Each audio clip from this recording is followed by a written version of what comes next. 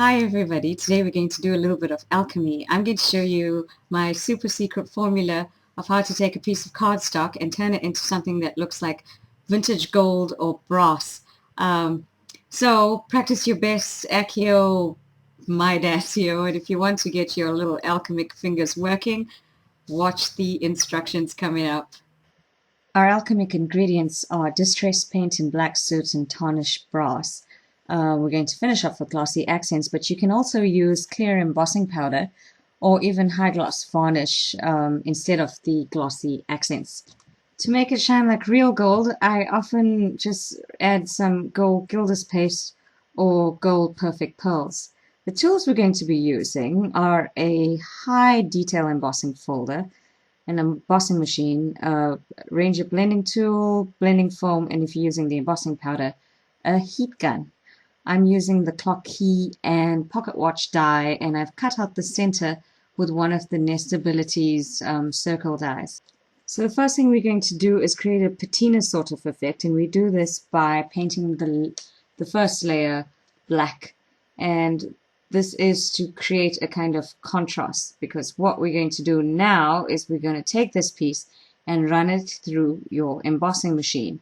That gives us a detailed raised or embossed pattern that is going to allow the gold to cling to it. We're going to highlight or burnish generously over it, and that is what creates the antique goldsmithing effect. To lay down the gold, I dab a glob of tarnished brass distress paint on my craft mat.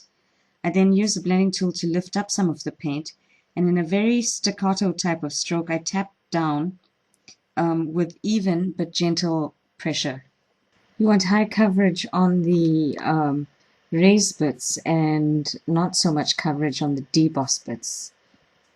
I'm using perfect pearls here to just pop out the raised areas, and this is just going to make it a little bit more shinier and blend it in so that it starts to look like vintage gold. Here's what it kind of looks like when it's done. I've also done this for the back.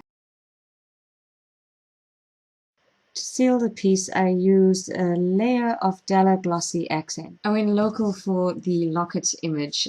I chose a stamp from Heritage Stamps, which is a South African company. I colored it in with distress markers. And for the locket face, which I want to look like glass, I'm going to add some more glossy accents. After I let the glossy accents dry, this is how the locket looked. And this is what I eventually decided to do with it. I wanted it to have sort of a cracked glass face so it would look more ancient. And this is what the back looks like. And finally, this is what the finished piece turned out to be. I'm super excited about the results. I love this little trinket. I think it looks really old and vintagey. I'm loving the gold effect. And I hope that I was able to teach you some of it today.